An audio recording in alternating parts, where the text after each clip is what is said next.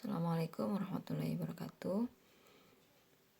Bertemu kembali di mata kuliah Manajemen Investasi dan Portofolio, di mana pada pertemuan kita kali ini kita akan membahas tentang Arbitrage Pricing Theory atau disingkat dengan APT. Di mana APT ini masih membahas tentang teori ataupun strategi yang dapat kita gunakan di dalam proses melakukan investasi portofolio. Nah, adapun submateri yang akan kita bahas, yang pertama adalah berkaitan dengan three factor model yang dikemukakan oleh Fama dan Friends. Kemudian yang kedua berkaitan dengan four factor model. Jadi ada satu penambahan dari three factor model. Yang ketiga adalah berkaitan dengan apa sih sebetulnya definisi dari efisiensi pasar. Nah, yang keempat berkaitan dengan kenapa pasar itu harus bersifat efisien. Yang kelima adalah implikasi dari efisiensi pasar. Kemudian yang keenam adalah tipe-tipe atau jenis-jenis dari efisiensi pasar. Dan yang terakhir adalah berkaitan dengan anomali pasar dan behavioral finance. Nah, sedikit pengantar. Jadi dalam teori APT ini, Chen dan kawan-kawan membuktikan bahwa variabel-variabel makroekonomi ini memiliki pengaruh yang sangat besar di dalam menentukan tingkat pengembalian pada pasar saham, di mana kekuatan ekonomi ini akan mempengaruhi tingkat diskonto, kemudian kemampuan perusahaan untuk menggerakkan aliran kas, ya, dan yang terakhir adalah berdampak kepada pembayaran dividen di masa yang akan datang, ya. Nah, mirip seperti CAPM, jadi APT ini menggambarkan hubungan antara resiko dan ekspektasi imbal hasil atau tingkat keuntungan yang diharapkan oleh seorang investor. Namun bedanya adalah pada asumsi dan prosedur yang digunakan. Nah, 3 asumsi yang digunakan di dalam teori APT ini adalah yang pertama, pasar modal harus dalam kondisi persaingan sempurna. Yang kedua, ya, para investor ini selalu lebih menyukai kepastian, ya. Dan yang ketiga adalah pendapatan aset ini akan dianggap mengikuti K model faktor. Oke, kita langsung ke yang pertama dulu berkaitan dengan Fama Friends three factor model. Nah, ini Fama three factor model ini dikemukakan oleh orang namanya Fama dan Friends, ya, pada tahun 1993 dan 1996, di mana dia mengemukakan bahwa Fama dan Friends ini menggunakan 3 faktor untuk menjelaskan return portofolio saham atau tingkat keuntungan portofolio saham, di mana teori ini dikemukakan untuk menyempurnakan teori sebelumnya, itu teori CAPM, dengan dikombinasikan dengan teori APT, yaitu yang pertama adalah market, ya, yang ini bersumber dari CAPM, ya, atau teori yang berasal dari CAPM. Kemudian yang kedua adalah size ini adalah ukuran perusahaannya, dan yang terakhir adalah book to market ratio, yaitu diambil dari APT ini.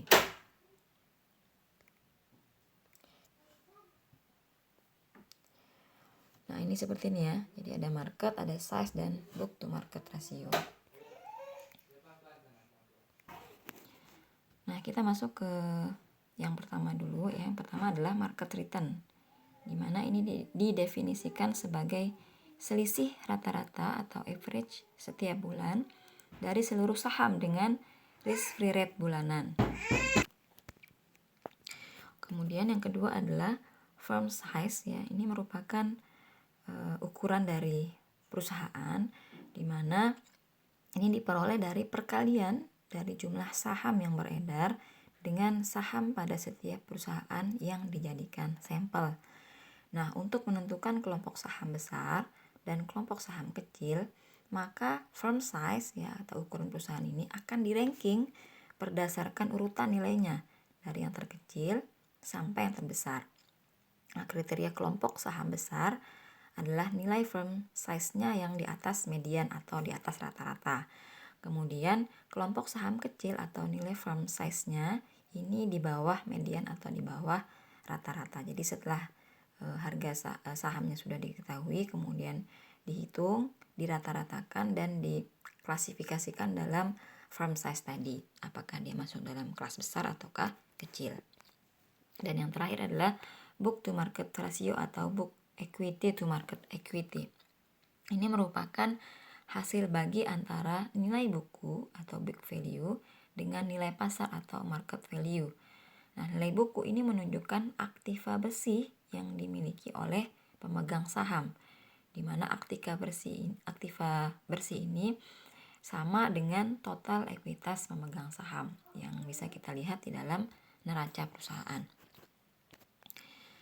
Oke, itu berkaitan dengan materi kita yang pertama tadi berkaitan dengan 3 factor model. Yang berikutnya adalah 4 factor model, di mana ini menambahkan satu variabel lagi ya, dari 3 variabel sebelumnya ada satu variabel penambahan, yaitu disebut dengan 4 factor model.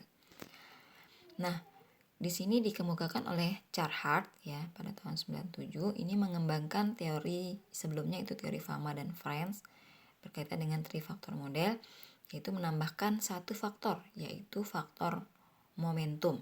Nah, dalam hal ini Carhart ini mengatakan dengan menambahkan faktor keempat, yaitu faktor momentum tadi, ini akan disinyalir akan mengurangi error pricing ya dari return portfolio atau harga saham yang anjlok begitu ya dengan adanya momentum tadi.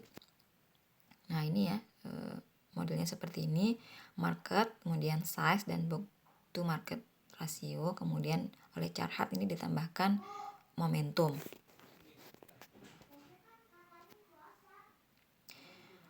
Nah, dalam hal ini investor akan melakukan strategi momentum.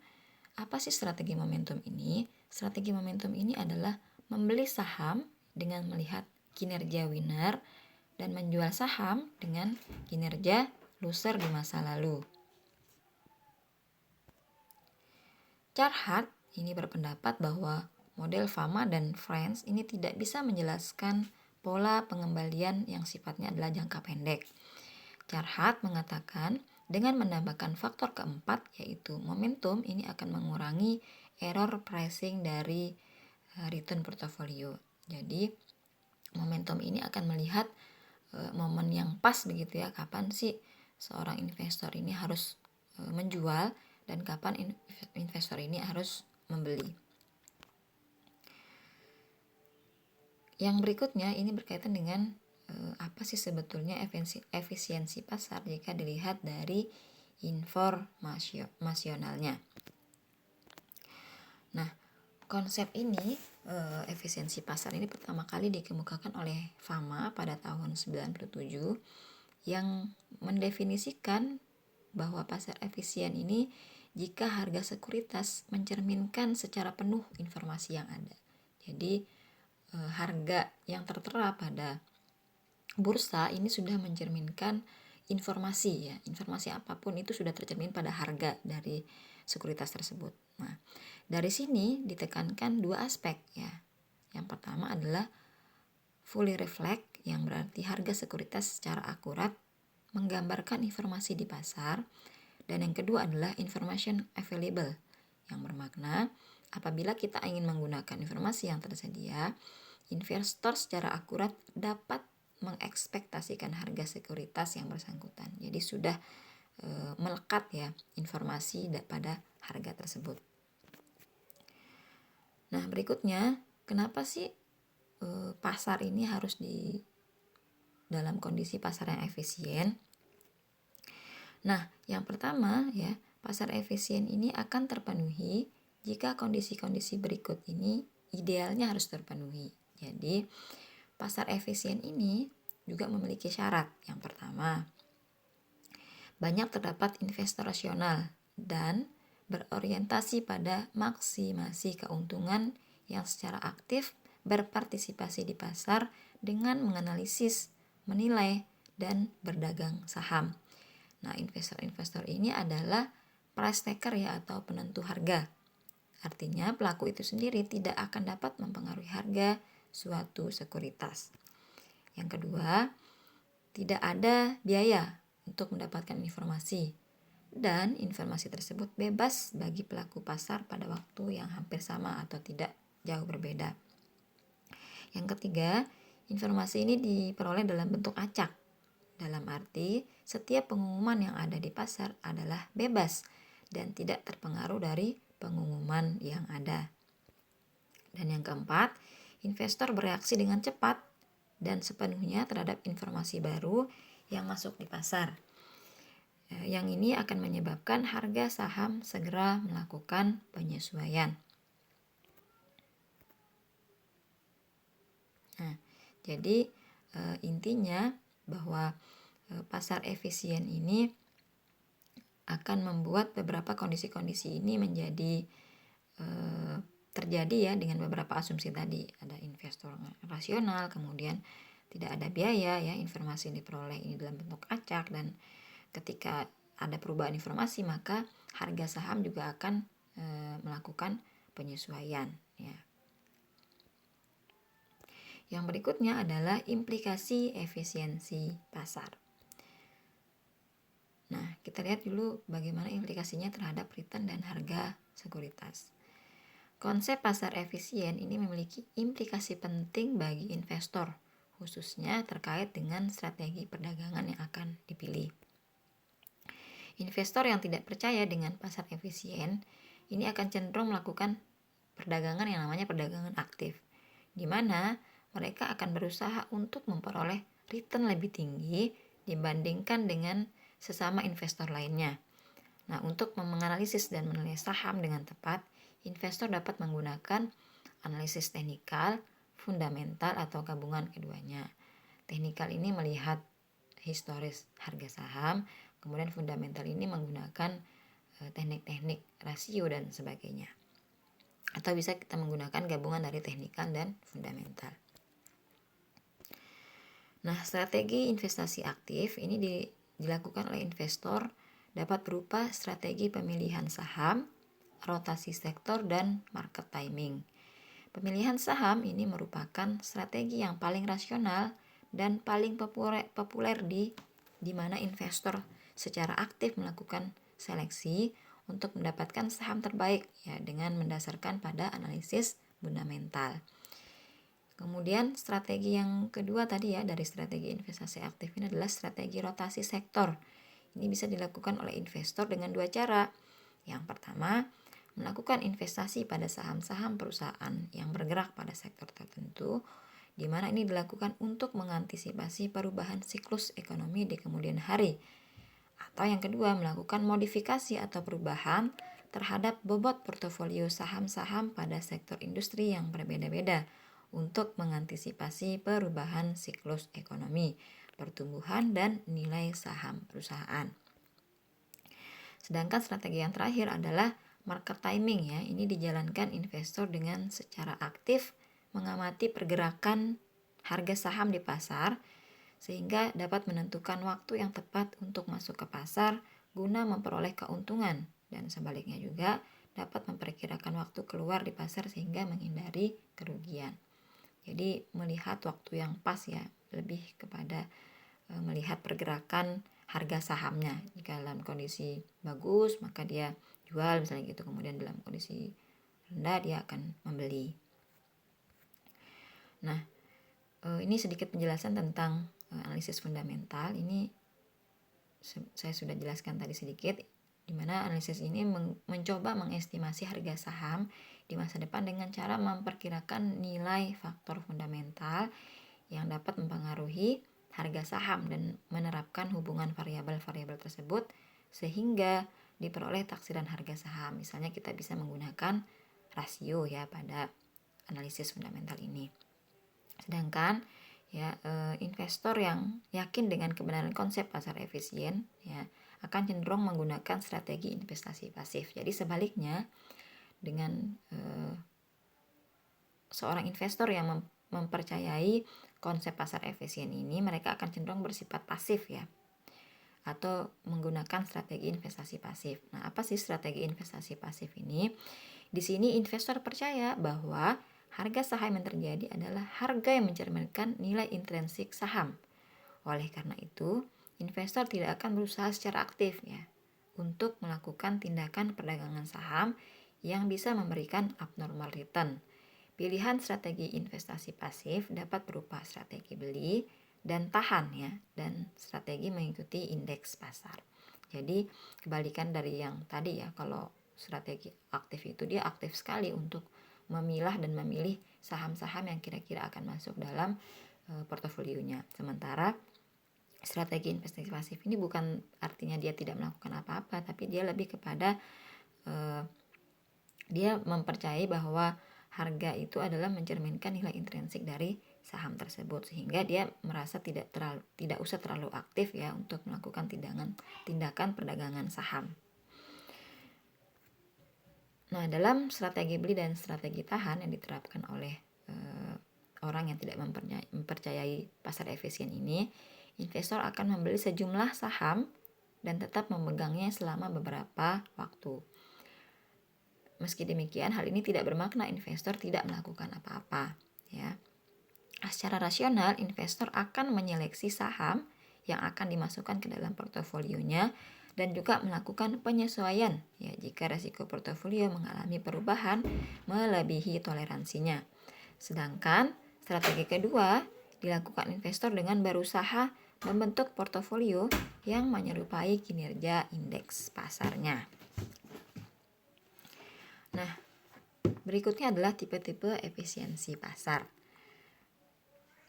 Jadi menurut Set Information ada beberapa tipe-tipe dari efisiensi pasar. Yang pertama adalah efisiensi pasar bentuk lemah atau weak form efficiency. Ini diartikan sebagai apabila harga sekuritas sudah secara penuh mencerminkan informasi pada masa lalu. Dalam pasar semacam ini, harga saham ini akan mengikuti random walk ya, sehingga harga saham yang sudah terjadi tidak dapat digunakan untuk memprediksi harga saham saat ini. Dengan demikian, strategi perdagangan hubungan harga historis tidak dapat menghasilkan abnormal return bagi investor. Kemudian yang kedua, ya.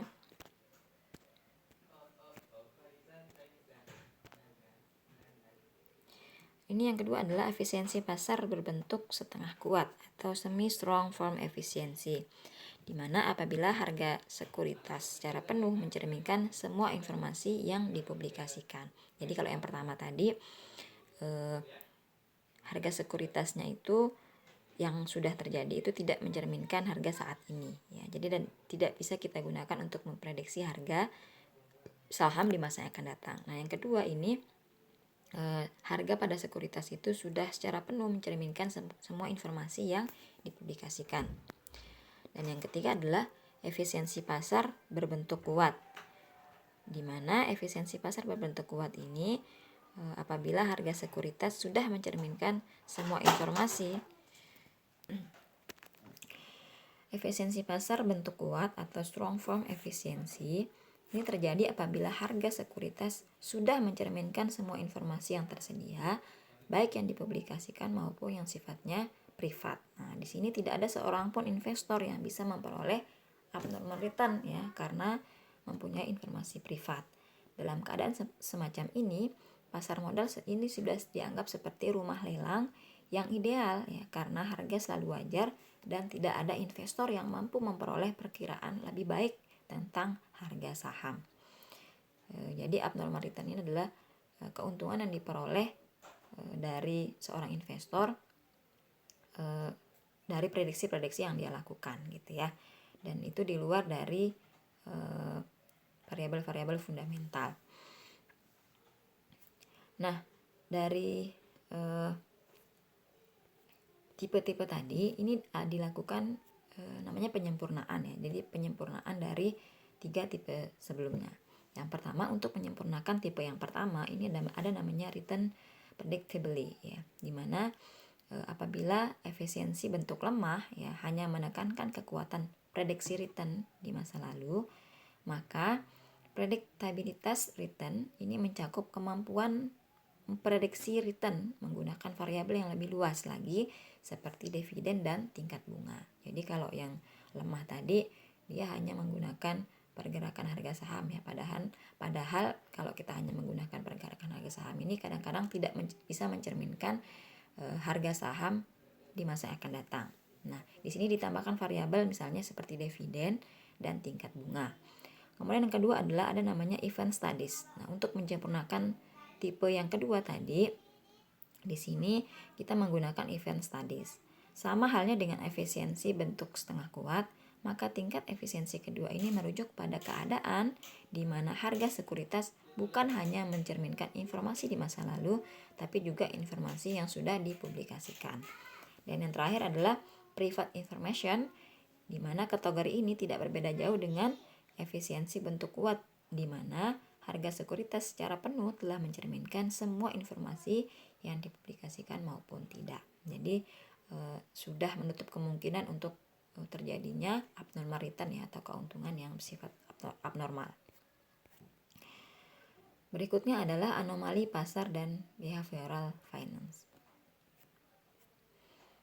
Oke, kita bahas dulu tentang anomali yang terjadi di pasar. Yang terjadi di pasar modal ya khususnya. Nah, dari berbagai penelitian ini dilakukan identifikasi ya adanya penyimpangan terhadap konsep pasar efisien yang sering disebut dengan anomali pasar. Karena faktor penyebabnya sudah dijelaskan dengan tepat. Jadi, kalau pasar efisien tadi menutup kemungkinan terjadinya abnormal return, maka dalam kondisi anomali ini akan membuat kondisi terjadinya abnormal return ya, di mana kadang-kadang hal ini tidak masuk akal dan sulit untuk dijelaskan secara logika gitu ya, secara masuk akal. Nah, anomali ini sering diartikan sebagai an exception to a rule or a model. Jadi Levy dalam hal ini mengklasifikasikan anomali pasar tersebut menjadi 4 ya. Yang pertama anomali perusahaan ya, kemudian anomali musiman, anomali peristiwa, dan anomali akuntansi. Nah, ada beberapa anomali pasar yang dijelaskan ya, di mana dalam hal ini yang pertama misalnya seperti size, namanya adalah size effect. Ya, jadi ini jenis-jenis dari anomali pasar. Size effect ini adalah anomali perusahaan yang diungkapkan oleh Barnes melalui studinya yang menunjukkan bahwa excess return yang diperoleh perusahaan berukuran kecil cenderung lebih tinggi dibandingkan dengan perusahaan berukuran besar. Jadi di sini dikatakan bahwa keuntungan yang akan diperoleh dari perusahaan yang berukuran kecil justru lebih besar daripada perusahaan yang berukuran besar. Kenapa? Nah, bisa jadi mungkin perusahaan yang berukuran besar itu punya resiko yang besar gitu ya, sementara yang berukuran kecil ini punya resiko yang kecil, kemudian ya skupnya juga kecil, sehingga ya sesuai lah dengan teori gitu ya, keuntungan yang diharapkan juga mungkin akan lebih besar. Yang kedua adalah PE rasio efek ya, dimana ini merupakan anomali yang memperlihatkan bila saham dengan rasio PE yang rendah memiliki return yang lebih tinggi dibandingkan saham dengan rasio PE tinggi. Apabila pasar memang efisien, maka seharusnya tidak ada hubungan ya antara PE ini dengan pasar yang memang efisien. Maka seharusnya tidak ada hubungan ya antara PE dengan return, karena rasio ini merupakan informasi umum yang seharusnya telah tercermin pada harga saham perusahaan tersebut. Nah, Reinganum dalam hal ini membuktikan secara empiris bila PE effect ini terkait dengan size effect. Dan lebih lanjut, Fama dan Friends menemukan bila PE effect ini akan hilang apabila dilakukan kontrol terhadap ukuran dan market to book perusahaan. Dan yang ketiga ada namanya market to book effect. Ini menyatakan apabila saham yang mempunyai market to book tinggi akan cenderung mempunyai tingkat return yang lebih besar dibandingkan saham yang memiliki market to book rendah. Di mana dalam hal ini Lakonisok dan kawan-kawan menemukan perbedaan sebesar 7,8% per tahun ya dalam market to book effect ini. Yang keempat adalah January effect. Nah, January effect ini adalah anomali musiman ya. Kalau tadi itu adalah anomali perusahaannya, ini adalah anomali musiman yang memperlihatkan apabila return di bulan Januari cenderung lebih tinggi dibandingkan return di bulan lain. Kecenderungan ini lebih besar pada perusahaan kecil dan terjadi pada 5 hari pertama pertengahan di awal bulan. Jadi kenapa sih January effect ini dianggap cenderung lebih tinggi ya pada bulan Januari? Karena bisa jadi gitu ya, bisa jadi bulan Januari ini adalah bulan orang itu lagi bahagia gitu ya, lagi bahagia, sehingga dia menganggap bahwa orang baru tahun baruan gitu ya, kemudian ya tahun baru semangat baru, mungkin akan banyak orang yang membeli gitu ya dalam hal ini gitu. Jadi return pada bulan ini dianggap lebih tinggi gitu ya pada bulan Januari ini. Nah, yang kelima adalah holiday effect ya, di mana menunjukkan kecenderungan return saham pada satu hari sebelum libur dan return saham sehari setelah libur lebih tinggi dibandingkan return saham di hari-hari biasa ya. Seperti yang saya bilang tadi, kalau January effect itu dalam kondisi bahagia sama dengan holiday effect. Holiday effect ini orang kecenderungannya adalah bahagia ya, sehingga mungkin dalam kondisi ini orang akan banyak membeli gitu ya, membeli saham-saham, sehingga mengakibatkan akan terjadi peningkatan harga saham karena permintaan yang meningkat, kemudian returnnya juga akan mengalami peningkatan. Yang keenam adalah the day of the week effect ya, atau anomali di mana perbedaan hari perdagangan berpengaruh terhadap pola return saham dalam satu minggu. Variasi anomali ini dikenal antara lain seperti Monday effect dan weekend effect. Jadi misalnya ya sama sih ya, Monday effect dalam kondisi libur orang cenderung akan membeli mungkin ya, ketika misalnya kalau Monday effect itu mungkin dia hari Senin nih saya nggak suka, dia akan cenderung untuk menjual, melepas saham-sahamnya. Tapi ketika dia dalam weekend effect, misalnya hari Jumat besoknya libur, orang akan cenderung untuk membeli saham-saham itu tadi gitu, sehingga akan terjadi peningkatan ya returnnya. Kemudian yang ketujuh adalah intraday effect. Ini mengungkapkan bila return saham suatu jam perdagangan tertentu berbeda dengan jam perdagangan lain meski masih berada dalam satu hari yang sama. Misalnya pada jam 12, mendekati jam 12 itu mungkin harga saham bisa jadi naik karena sebentar lagi istirahat saya gitu ya, atau jam sore misalnya ya, kecenderungan harga saham akan naik ya karena orang bahagia akan pulang gitu, pulang kantor maksudnya ya.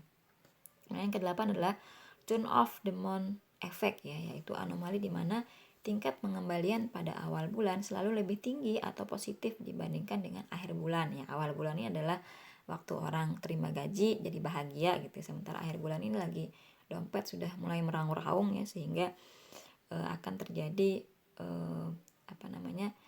orang berpikir negatif ya, sehingga dia akan cenderung untuk menjual saham-sahamnya gitu.